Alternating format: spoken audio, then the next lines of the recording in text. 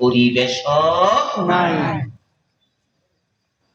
আলহামদুলিল্লাহ, আমরা মসজিদে যখন ঢুকি তখন সবাই মিলে ডান পা দিয়ে ঢুকি, যখন বের হই বাম পা দিয়ে বের হই। আল্লাহু আকবার বলে নামাজ সবাই মিলেই শুরু করি, সালাম ফিরিয়ে নামাজ আমরা শেষ করি। মাগরিবের ফরজ 3 রাকাত, ইমাম যদি 2 রাকাত পড়ে ভুলে সালাম ফিরায়, আমরা একজনও ফিরাবো না, বরং সবাই মিলে ইমাম সাহেবরে লোকমা দেব, ঠিক না? ইমাম যদি আপনার বাপ হয়, আপনি কি 2 রাকাত করে সালাম ফিরাবেন আপনার বাবার সাথে? বাবারেও ছাড় দেবেন না, লোকমা দেবেন। যদি পীর সাহেব ইমামতি করে, মুরিদেরা পিছনে মুক্তাদি হয়, ইমাম পীর সাহেব 2 রাকাত করে মাগরিব সালাম ফিরাইলে মুরিদেরা কি ছাড় দিবে? যে পীর সাহেব হুজুর যেহেতু আমরা ফিরাই না, কারণ আমরা মসজিদে আল্লাহ এবং তার রাসূলের আইন ছাড়া বাবার আইন, পীরের আইনও মানি না। এত সিরিয়াস আমরা। কিন্তু সে আমরা যখন আদালতের চেয়ারে বসে বিচারক হই, তখন আল্লাহ এবং রাসূলের আইনে কয়টা মামলার রায় দিই? খেয়াল করেন বিষয়টা। মসজিদে ঢোকার পরে সবাই আল্লাহ এবং রাসূলের অনুসারী, ইসলাম ছাড়া কিচ্ছু মানি না, পাপ ফির কারণে মানি না। কিন্তু আদালতের চেয়ারে বসলে বিচারক আল্লাহর কথা মানে না, রাসূলের কথা মানে না, অথচ এই আদালত কিছুক্ষণ আগে জোহরের নামাজ পড়ছে, ঠিক না? এই বিচারক জোহরের নামাজ পড়ছে। ইমাম সাহেব যখন জোহরের নামাজে 2 রাকাত পড়ার পরে ভুলে আত্তাহিয়াতু পড়তে মনে নাই, বসে নাই, বরং 2 রাকাত পড়ে আল্লাহু আকবার বইলা আমরা দাঁড়াবো না, লোকমা দেব?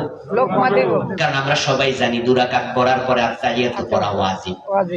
ইমাম ভুল করতেছে, আদালতের হাকিম যদি নামাজে যায়, উনিও কিন্তু লোকমা দেব। দেখেন, আমার রাসূল 2 রাকাত করে বসছে, আত্তাহিয়াতু পড়ছে, এই সিস্টেমের বাহিরে গেলে ইমামরে লোকমা দেব মানবো না। হাকিমও বোঝে, হাকিম লোকমা দিছে। নামাজ শেষে হাকিম যখন আদালতের চেয়ারে বসে চুরির মামলার রায় দেয়, তখন কি চোর ধরে হাত কাটার রায় দেয় না জেলের রায় দেয়?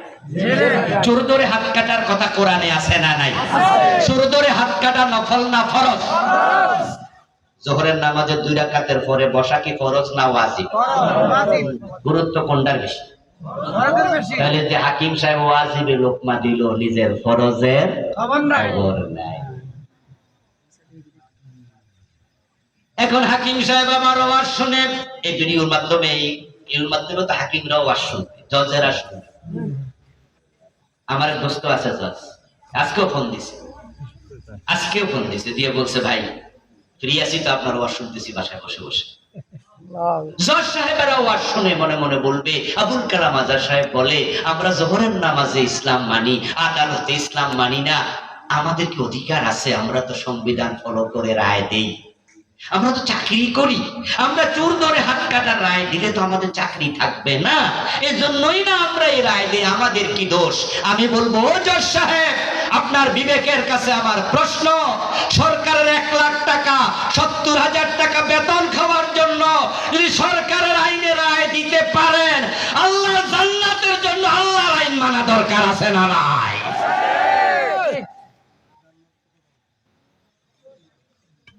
আল্লাহর আইনে যে রায় জীবনও দিলেন না, জান্নাতের আশা কেমনে করেন? হাসরের মাঠে যদি আল্লাহ আপনারে জিজ্ঞাসা করে, দুনিয়ায় 50,000 1 লাখ টাকা বেতন পাওয়ার লাইগা ব্রিটিশ আইন মানতে পারছো, তা আমার জান্নাতের জন্য কি কোরআনের আইন মানতে পারো নাই? একজন জজ রায় দিয়ে দেখ, জজ বলে দেখ যে আমি আল্লাহর আইনে রায় দিলাম, চোর ধরে হাত কেটে দাও, হই হই রই রই করে যাবে, পত্রিকায় রিপোর্ট হবে, নাস্তিকরা তার বিপক্ষে নামবে, আমরা মুমিনরা তার পক্ষে নেমে যাব। আল্লাহু আকবার, তাকবীর, আল্লাহু আকবার, আরে ভাই একটা হইছই লাগে যাক না, একজন জয় রায় দিক না একটা কোরআনের পক্ষে। আমার মুসলমান বাংলাদেশ চালাচ্ছে 52 বছর, প্রেসিডেন্ট মুসলমান, প্রধানমন্ত্রী মুসলমান, আইনমন্ত্রী মুসলমান, ঠিক না? আমরাই তো সাহস করে কোরআনের পক্ষে একটা রায় দিয়ে দাও না। এই জজ সাহেব, আপনি তো রায় দেওয়ার আগে বলেন যে বাংলাদেশের দণ্ডবিধির এত নম্বর অনুচ্ছেদ এত নম্বর ধারার আলোকে অমুক মামলার এই রায় দেয়া হলো। আমি আপনাকে বলছি, আপনি সাহস করে বলুন না পবিত্র কোরআনের অমুক সূরার এত নম্বর আয়াতে রায়টা আমি দিলাম। লাগুক না একটা ফ্যাস, হইছে পড়ে যাক না, আপনার চাকরিটা বাতিল হোক না, আমরা একটু দাঁড়াই না, মানুষ বুঝুক না যে ব্রিটিশ আইন না আল্লাহর আইনের পক্ষে রায় দেওয়া দরকার। যে একজন জজ বাংলাদেশে আছে, এরপরে চাকরি থেকে পদত্যাগ করে চলে যাবে। যদি সরকার আপনাকে ধরতে চায়, আমরা তো আছি, শুরু হয়ে যাবে। আচ্ছা, এই ঝুঁকি আপনি নেবেন না, এই ঝুঁকি জজ সাহেব নেবে না, চাকরি চলে যাবে। কিন্তু আমার প্রশ্ন, এই যে আল্লাহর আইনে রায় দিতে পারলেন না, এজন্য চোখের পানি ছেড়ে দিয়ে কয়দিন কেঁদে কেঁদে আল্লাহর কাছে মাপ চাইছেন যে আল্লাহ তোমার আইনে তো রায় দিতে পারলাম না। আমার প্রিয় ভাইরা, নবীজি সাল্লাল্লাহু আলাইহি ওয়াসাল্লামের জীবনের লক্ষ্য ছিল দ্বীনের বিজয়।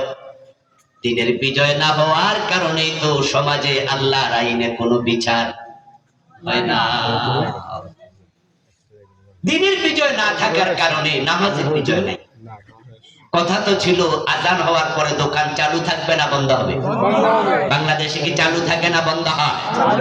বাইতুল মুকাররমে গিয়ে দেখেন জোহরের নামাজের সময় নিচতলায় নামাজ, দোতলায় নামাজ চলে, নিচতলায় বেচাকেনা মার্কেট রমরমা চলছে।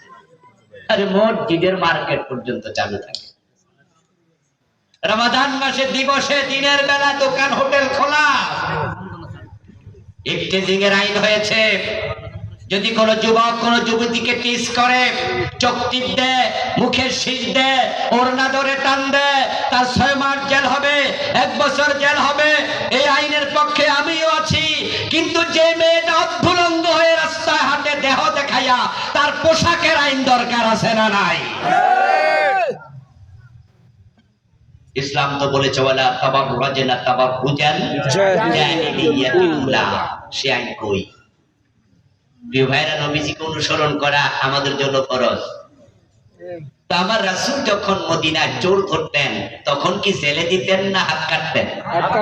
54 বছরে পুরা জাতি এই আইনটা একদিনও মানে নাই। জেনা করলে 100 বেত লাগাও, বিবাহিত হলে পাথর মেরে হত্যা করো, এমন আইন ইসলামে আছে না নাই? কয়দিন মেনেছেন? একদিনও না। মদ পান করলে 80 বেত লাগাতে হবে, এমন আইন ইসলামে আছে না নাই? হযরত ওমর তো নিজের ছেলে উসামাকে রেহাই দেন নাই। মদ্যপানের অপরাধে প্রিয় পুত্রকে নিজ করে মেরেছ দোররা, মরেছে পুত্র তোমারই চোখের পরে। প্রিয় ভাইয়েরা, আমাদের পীর সাহেব হুজুররা, আমাদের বক্তারা, আমাদের খতিবেরা, আমাদের ইমামেরা, আলেম ওলামারা, আমরা নামাজিরা, যদি আমরা দ্বীন বিজয়ের জন্য চেষ্টা শুরু করি, এই দেশে দ্বীনের বিজয় কোনো জালেম থামাতে পারবে না। চেষ্টা করা দরকার আছে না নাই? আপনি করছেন কিনা প্রশ্ন এখানে। রাসূল যদি আজকে জীবিত থাকতেন, ডক্টর কামালের লেখা সংবিধান মানতেন না? এটা মানতেন? এটা মানলে ইমান থাকে না? এটার মাঝে লেখা আছে জনগণ সকল ক্ষমতার উৎস, সার্বভৌমত্বের মালিক জনগণ। আমার সংবিধানে লেখা, ডক্টর কামাল মিয়া লেখা। অথচ কোরআন মাজিদ আল্লাহ বলেছে আন্নাল কুওয়াতা লিল্লাহি জামিআ, সকল ক্ষমতার মালিক কে? কুলিল্লাহুম্মা মালিকাল মুলক, রাজত্বের মালিক আল্লাহ, সার্বভৌমত্বের মালিক আল্লাহ, সভরেন্টি আল্লাহ। রাসূলের সংবিধান মানতেন না? এই সংবিধান ব্রিটিশরা দিয়ে গেছে, ওটা অনুসরণ করে লিখছে, কোরআনকে প্রত্যাখ্যান করা হয়েছে।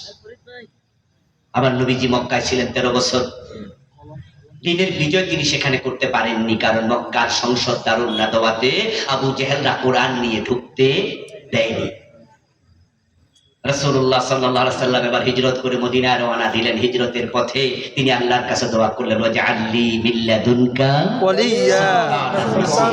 আল্লাহ, আমি তো হিজরত করে মদিনায় যাচ্ছি, যদি সেখানে গিয়েও মদিনার সংসদ ভবনে তোমার কোরআন নিয়ে ঢুকতে না পারি, তাহলে হিজরত করে লাভটা কি?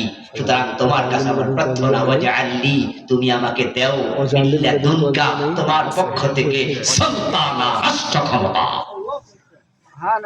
নাসিরা, যেটা তোমার বিধান বাস্তবায়ন আমাকে সাহায্যকারী হবে। রাসূল আল্লাহর কাছে ক্ষমতা চাইলেন। এখন আপনাদের কাছে আমার প্রশ্ন, এই দেশে ইসলামী রাষ্ট্রের জন্য আপনি কয়দিন দোয়া করছেন? বরং অনেকে তো আছে ইসলামী রাষ্ট্রের জন্য দোয়া করা দূরের কথা, ইসলামী রাষ্ট্রের কথা যারা কয় উল্টা রাজাকার বলে গালি দেয়, মৌলবাদী বলে গালি দেয়। এই কয়দিন আগেও তো আমাদের একজন নেতা বলছে যে এই দেশটাকে মৌলবাদীদের হাতে তুলে দেওয়ার জন্য অগাস্ট বিপ্লব হয়নি।